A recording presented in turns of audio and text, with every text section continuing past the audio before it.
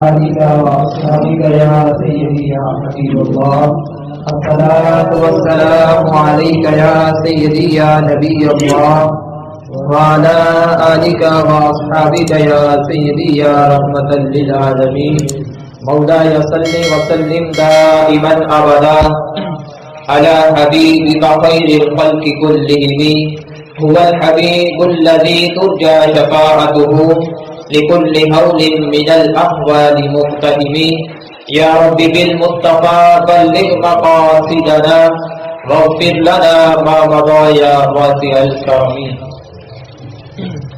اللہ تبارک و تعالیٰ کی حمد و ثنا کے بعد حضور سرور کائنات، زینت کائنات، بزم کائنات، جانے کائنات بلکہ جانے جہان کائنات، سید المرسلین، قائد المرسلین، خاتم النبیین، احمد مصطفیٰ جناب محمد مصطفیٰ صلی اللہ تعالی علیہ وآلہ وسلم کی بارگاہ میں ہدیہ درود و سلام پیش کرنے کے بعد میرے نہایت ہی واجب الاحترام سامعین عزیز وقار، السلام علیکم ورحمۃ اللہ وبرکاتہ. آج جمعۃ المبارک کا عظیم موقع ہے کہ اللہ تبارک و تعالیٰ نے ہمیں آج کے دن یہاں پر اکٹھے ہو کر اس کی بندگی کرنے کا ہمیں موقع فراہم کیا ہے. اللہ تبارک و تعالیٰ کی بارگاہ میں دعا ہے کہ خالق کائنات ہم سب کو صحیح معنوں میں اس کی بندگی کا حق ادا کرنے کی توفیق عطا فرمائے، اور اس کے ساتھ ساتھ ہمارے علامہ صاحب جو بیمار ہیں ان کے لیے بھی دعا کریں، اللہ تبارک و تعالیٰ ان کو بھی صحت کاملہ عاجلہ نصیب فرمائے. اللہ تبارک و تعالیٰ نے انسان کو بے مقصد نہیں پیدا کیا. اَفَحَسِبْتُمْ أَنَّمَا خَلَقْنَاكُمْ عَبَثًا وَأَنَّكُمْ إِلَيْنَا لَا تُرْجَعُونَ کہ انسان جو ہے وہ گمان یہ کرتا ہے کہ اسے بیکار بنایا گیا ہے، اور وہ یہ سمجھتا ہے کہ اسے ہماری طرف لوٹنا ہی نہیں ہے. تو ارشاد فرمایا کہ انسان کو ہم نے بے مقصد پیدا نہیں کیا. الذی خلق الموت والحیات لیبلوکم ایکم احسن عملا، میں نے انسان کو اس لیے پیدا کیا ہے تاکہ میں یہ دیکھ سکوں کہ وہ مجھ سے کس قدر محبت کرتا ہے، مجھ سے کس قدر پیار میں سچا ہے، اور میری عبادت و ریاضت کر کے اپنے لیے جنت کا سامان کیسے کرتا ہے. اللہ نے اس لیے پیدا فرمایا ہے. اور دوسری جگہ ارشاد فرمایا وَمَا خَلَقْتُ الْجِنَّ وَالْإِنسَ إِلَّا لِيَعْبُدُونَ، ہم نے جنوں اور انسانوں کو نہیں پیدا کیا مگر اپنی عبادت کے لیے. گویا کہ ہمارا آنے کا اور جانے کا اور اس دنیا میں رہنے کا ایک ہی مقصد ہے، وہ اپنے رب کو راضی کرنا ہے اور اس کے محبوب کو راضی کرنا ہے. اس دنیا کے پیچھے لگیں گے تو یہ دنیا آگے بھاگتی چلی جائے گی، لیکن جو اپنے رب کا ہو جائے اور محبوب خدا کا ہو جائے تو یہ ساری کائنات، ساری دنیا اس کے قدموں کے اوپر آ جائے گی. اور پھر لوگ یہ نہیں کہیں گے کہ یہ آگے بھاگ رہا ہے اور دنیا کے پیچھے پیچھے جا رہا ہے، بلکہ لوگ یہ کہیں گے کہ دیکھو یہ رب کا ہو گیا تو اللہ تبارک و تعالیٰ نے ساری کائنات کو اس کا دیوانہ بنا دیا ہے. تو دیکھیں اس کی بندگی کا سب سے جو زبردست طریقہ ہے، ذریعہ ہے، وہ ہے نماز. اور آج اس بندگی میں ہماری کوتاہی نظر آتی ہے، کمی نظر آتی ہے، اور انسان اپنے آپ پہ غرور کرتا ہے، تکبر کرتا ہے، اور یہ کہتا ہے معاذ اللہ اگر نماز نہ پڑھے تو یہ کہتے ہیں کہ میں نماز نہیں پڑھتا. ارے میاں تو کون ہوتا ہے یہ کہنے والا کہ تو نماز نہیں پڑھتا؟ رب نے تو تجھے اپنے گھر میں آ کے سجدہ کرنے کا موقع ہی نہیں فراہم کیا. تو اپنے رب کے حضور معافی کا طلبگار بن، اپنے رب کے حضور تو اللہ تبارک و تعالیٰ کے سامنے عاجزی و انکساری کا پیکر بنا اپنے آپ کو. اپنی آپ کی اندر کی جو میں ہے اس کو ختم کر کہ اللہ نے تجھے اپنے گھر میں بلانے کا ارادہ بھی نہیں کیا، اللہ نے تجھے اپنے گھر میں آنے کی توفیق بھی نہیں عطا فرمائی ہے. اس لیے ارشاد فرمایا فرمایا انسان اپنی بھول میں نہ رہے کہ وہ میری عبادت نہیں کرے گا تو میرے خزانے کم ہو جائیں گے، وہ میری عبادت نہیں کرے گا، مجھے یاد نہیں کرے گا تو میرے خزانوں میں میری رحمت میں کمی آ جائے گی۔ ارشاد فرمایا کان کھول کر سن لو، حبیب خدا سے خطاب فرمایا الم تر ان اللہ یسبح لہ من فی السماوات والارض والطیر صافات۔ ارشاد فرمایا الم تر ان اللہ، کیا اے حبیب آپ نے نہ دیکھا، کیا تم نے نہ دیکھا؟ کتنا پیارا خطاب فرما رہا ہے اللہ اپنے محبوب سے، گویا کہ اللہ تبارک و تعالیٰ نے جو جو کام کیے حبیب خدا اس کو دیکھ بھی رہے تھے، حبیب خدا اس کو سماج بھی کر رہے تھے۔ اللہ نے انبیاء کو پیدا فرمایا، حبیب خدا اسے بھی جانتے تھے، حضور علیہ الصلوۃ والسلام سے عہد و پیمان لیا، انبیاء سے عہد و پیمان لیا، تب بھی اللہ یہی فرما رہا تھا الم تر ان اللہ، کیا ہے حبیب آپ نے نہ دیکھا؟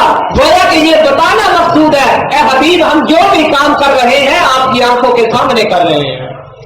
تو حضور کو اللہ نے یہ شان و مرتبہ عطا فرمایا الم تر ان اللہ یسبح لہ من فی السماوات والارض والطیر صافات۔ اے اپنے آپ پہ، اپنی عبادت پہ غرور کرنے والے، اے صدقہ دے کے جتلانے والے، اے دوسروں کو باتیں لگانے والے، عبادت کا موقع ہو، ریاضت کا موقع ہو، صدقہ و خیرات کا موقع ہو، کہنے تو توفیق نہیں ملنی، اگر توفیق ملتی ہے تو دوسروں کو تانا دے کے دیتے ہیں، اگر نماز پڑھتے ہیں تو دوسروں کو تانا دے کے دیتے ہیں، تو رب کو ایسی عبادت کی ضرورت نہیں ہے، انسان کی عبادت کی ضرورت نہیں ہے۔ اللہ نے فرمایا الم تر ان اللہ یسبح لہ من فی السماوات والارض، فرمایا کہ آپ نے حبیب نہ دیکھا یسبح لہ من فی السماوات والارض، اللہ کی تسبیح بیان کرتی ہے، فرمایا من فی السماوات والارض، جو کچھ زمینوں میں ہے، جو کچھ آسمانوں میں ہے، وہ ساری کی ساری اپنے رب کی تسبیح بیان کرتی ہیں۔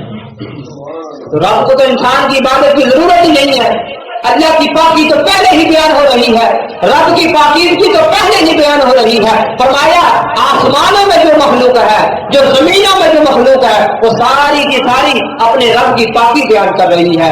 آسمانوں میں جو بھی مخلوق رہتی ہے سب کے سب اپنے رب کو پکار رہے ہیں۔ زمین کی تہوں میں جتنی بھی مخلوق ہے وہ آبی ہو یا اس کے اوپر زمین پر چلنے والی ہو، فرمایا ساری کی ساری اپنے رب کی پاکی بیان کر رہی ہے۔ تو انسان اگر پاکی بیان کرتا ہے تو اللہ نے اسے اشرف المخلوقات کا ٹائٹل عطا فرمایا ہے، فرمایا یہ سارے لوگ میری عبادت کرتے ہیں، یہ جمادات، یہ نباتات، یہ حیوانات، یہ ساری میری عبادت کرتے ہیں، لیکن عبادت کا فرق یہ ہے، فرمایا آقا دو جہاں نے فرمایا کہ میں معراج کی رات جب آسمان دنیا پہ گیا تو میں نے کیا دیکھا؟ میں نے کچھ فرشتوں کو دیکھا کہ وہ سجدے میں ہیں۔ حضرت جبریل امین فرماتے ہیں، عرض کرتے ہیں آقا اللہ نے ان کی ڈیوٹی سجدے کی لگائی ہے، جو قیامت تک سجدہ کرتے رہیں گے۔ پھر دیکھا کچھ فرشتے قیام میں ہیں، فرمایا آقا ان کی ڈیوٹی قیام کی ہے، قیامت تک یہ قیام میں رہیں گے۔ کچھ اتحیات کی حالت میں ہے، تو الغرض فرمایا اللہ نے سب کی ایک ایک رکن کی ڈیوٹی لگائی ہے۔ کہا جب انسان کی باری آئی، اشرف المخلوقات کی باری آئی، آپ کی پیاری امت کی باری آئی، تو فرمایا اس کو ٹائٹل سب سے افضل عطا فرمایا ہے تو عبادت بھی سب سے افضل عطا فرماؤں گا۔ ساروں کو ایک رکن عطا فرمایا، لیکن جب حضور کی امت کی باری آئی تو آقا علیہ الصلوۃ والسلام کی امت پہ اللہ نے مجموعہ عبادت کا دے دیا کہ تو سجدہ بھی کرے گا، تو قیام بھی کرے گا، تو رکوع بھی کرے گا، فرمایا تو مجھے بیٹھ کے میری پاکی کو بیان بھی کرے گا۔ اشرف المخلوقات بنایا ہے، میری عبادت اور ریاضت کرنا تیرے پہ فرض ہے، تیرے پہ ضروری ہے۔ تو دیکھیں آقا دو جہاں علیہ الصلوۃ والسلام کے فرمان کے مطابق پھر آگے چلتے ہیں، فرمایا کہ یہ جو سورج نکلتا ہے، فرمایا یہ جب مشرق سے نکلتا ہے اور اپنی آب و تاب پہ ہوتا ہے تو فرمایا یہ قیام کی حالت میں ہوتا ہے۔ ارے سورج بھی نکلے تو قیام کر کے نکلے، ارے سورج غروب بھی ہو تو سجدے کی حالت میں غروب ہو۔ یہ تو رب کے حکم کے باندھے ہوئے ہیں، اپنے رب کے حکم سے ایک انچ بھی آگے نہیں بڑھتے، سردی ہو یا گرمی ہو سورج نکلتا ہے لیکن ہماری آنکھوں سے اوجھل رہتا ہے، کسی وجہ سے وہ ہمارے سامنے نہ آئے تو الگ بات ہے، لیکن یہ اپنے رب کے حکم عدولی نہیں کرتا، اپنے رب کے حکم سے منہ نہیں پھیرتا۔ فرمایا سورج کو حکم دیا نکلنے کا تو روزانہ نکلتا ہے۔ علماء فرماتے ہیں جب یہ نکلتا ہے تو قیام کی حالت میں ہوتا ہے، جب یہ غروب ہوتا ہے تو سجدے کی حالت میں ہوتا ہے۔ सूरज भी इस तरह करे तो अल्लाह ये शान अता फरमाए कि सारी कायनात को वो रोशनी बांट रहा है, सारी कायनात को वो अपनी रोशनी दे रहा है। अल्लाह ने उसको ये शान अता की है तो इबादत और रियाजत की वजह से अता की है, महबूब खुदा के नूर की वजह से अता की है। तो देखें ये सारी चीजें अल्लाह तबारक व तआला ने यहाँ तक के फरमाया जो जितने भी दरख्त ये खड़े हैं, सफेदे का दरख्त है, ये दीगर दरख्त है, ये सारे क़याम की हालत में है। फरमाया उसके बाद जो ज़राफ़ा है, इसके साथ दीगर जानवर हैं, ये सारे रुकू की हालत में है। और हशरातुल अर्द जिन्हें कीड़े मकोड़े कहा जाता है, जो जमीन के साथ जुड़े हुए जानवर हैं, फरमाया ये ऐसे ही है जैसे ये सजदे की हालत में है। कीड़े मकोड़े हो तो सजदा कर रहे हैं, अरे ज़राफ़ा हो या दीगर जानवर हो वो सारे रुकू की हालत में है, कोई क़याम में है, कोई रुकू में है, कोई सजदे में है। लेकिन हजरत इंसान गाफिल है, हजरत इंसान नमाज नहीं पढ़ रहे। और अल्लाह ने इतनी शान अता फरमाई, या अय्युहल इंसान मा गर्रका बिरब्बिकल करीम, ऐ बोले वाले इंसान तुझे अपने रब की रहमत से कितने दूर कर दिया है। रहमत की बारी आए तो अल्लाह ने मोमिन का लफ्ज़ नहीं इस्तेमाल किया, अल्लाह ने इरशाद फरमाया या अय्युहल इंसान, ऐ इंसान मा गर्रका बिरब्बिकल करीम, तुझे अपने रब की रहमत से किस चीज ने दूर कर दिया, तुझे अपने रब से किसने दूर कर दिया है। तो ये आका अलैहिस्सलाम ने अल्लाह तबारक व तआला की जब मोहब्बत को बयान फरमाया तो इरशाद फरमाया कि अल्लाह तबारक व तआला का जो तौबा जब इंसान करता है और अपने रब के हुजूर माफी मांगता है तो रब की रात किस कदर खुश होती है। इरशाद फरमाया, हुजूर ने मिसाल देकर इरशाद फरमाया, कहा कि एक शख्स के पास उसका जानवर भी था, सामान भी था और वो बयाबान जंगल की जानिब निकल जाता है। जब निकलता है तो वहां पे जाता है तो थक जाता है, थकने के बाद वो अपना जानवर बांध के आराम करने लगता है। लेकिन कुछ देर गुजरती है, उसकी आंख खुलती है तो वो क्या देखता है, उसका जानवर वहां पे मौजूद ही नहीं है।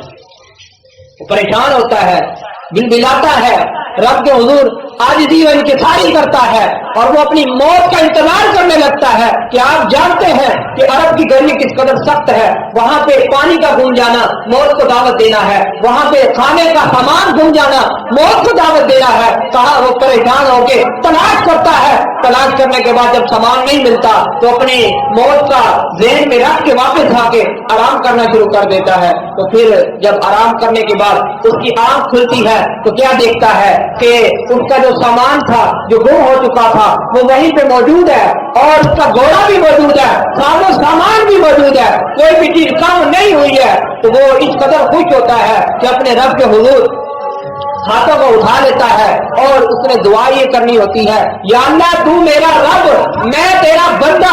लेकिन इरशाद फरमाया कि वो इस कदर खुशी से पागल हो जाता है कि वो ये कह देता है, ऐ अल्लाह मैं तेरा रब तू मेरा बंदा। तो कहा सहाबा बताओ उस बंदे को क्या खुशी हुई है, किस कदर खुशी हुई है कि वो अपने रब को भूल गया उस खुशी के अंदर। फरमाया जो बंदा मोमिन जवानी की हालत में तौबा करता है अल्लाह तबारक व तआला उस बंदे की इस खुशी से भी ज्यादा खुश करवाता है।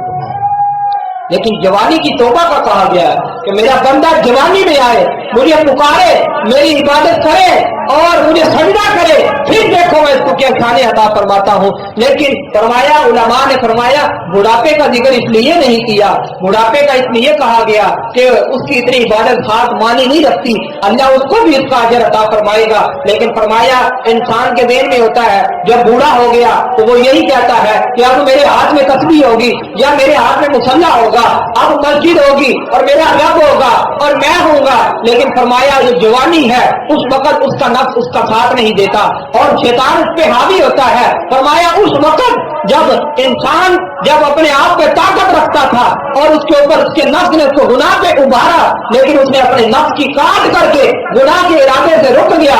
अगर किसी गुनाह के इरादे में पड़ रहा था और गुनाह करने से रुक गया, बारवा गया, अल्लाह तबारक व तआला क़यामत वाले दिन जब हर तरफ नफ्सा नफ्सी का आलम होगा और हर इंसान रब के अर्श का साया तलाश कर रहा होगा, तो जब वो नफ्स अपना फरमाया क़यामत वाले रोज अल्लाह के अर्श का साया तलाश कर रहा होगा, अल्लाह उस बंदे मोमिन को अपने अर्श का साया अता फरमाएगा। नफ्सी नफ्सी कहा जाएगा, व उम्मी व अबी व साहिबती व बनी, तो उस वक्त ना माँ काम आएगी ना बाप काम आएगा, तो हर चीज अगर काम आनी है तो रब की रहमत ने काम आना है। तो मेरे भाइयों इस चीज को सोचना होगा, अपने मुसलमान भाइयों को, अपने अजीज व अकारिब को नमाज की तरफ लाए, नमाज की दावत पेश करें। और इरशाद फरमाया, या अय्युहल्लज़ीना आमनू ला तुल्हिकुम अमवालुकुम वला औलादुकुम अन ज़िक्रिल्लाह।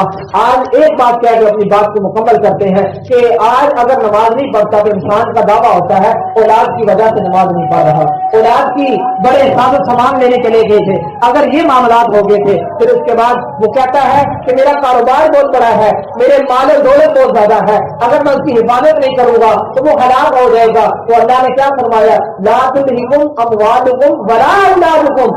अल्लाह ने पहले ही ये हुज्जत हमारे सामने रख दी है। ऐ ईमान वालों, क़यामत वाले दिन तुम ये बहाना नहीं लगा सकते कि या अल्लाह माल बहुत ज्यादा था नमाज ना पढ़ सके, या अल्लाह औलाद बड़ी कम कहती थी नमाज ना पढ़ सके।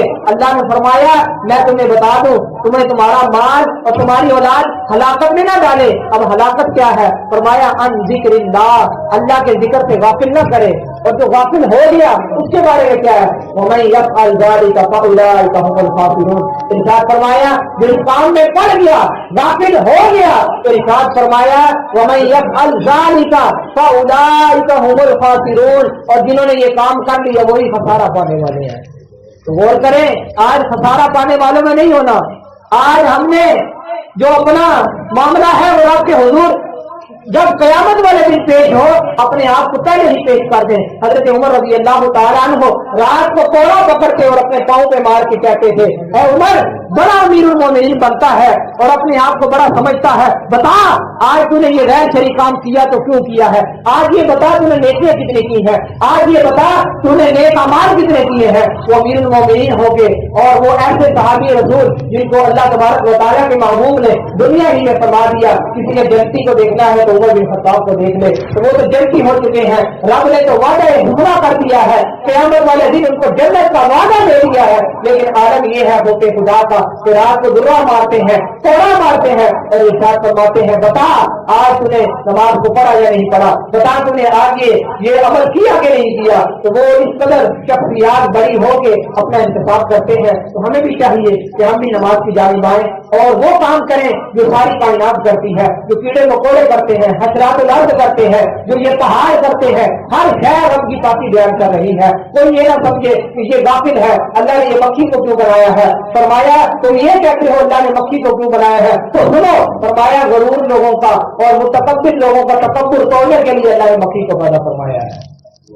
कि जो इंसान, ये कहा जाता है कि अपनी नाक में मक्खी नहीं बैठने देता, ये अपने हाथ में मक्खी नहीं बैठने देता, तो कहा सुनो, इसको तुम गंदी मक्खी कहते हो, यही गंदी मक्खी है जिसने बड़े बड़े मुतकब्बिर लोगों का तकब्बुर तोड़ दिया है। तो इसीलिए कहा गया कि सलाम में टहल करनी चाहिए, इससे तकब्बुर नहीं आता। अल्लाह हम सबको अमल की तौफीक नसीब फरमाए, हम सबको 5 वक्त की नमाज बाजमात अदा करने की तौफीक नसीब फरमाए। वमा तौफीकी इल्ला बिल्लाह।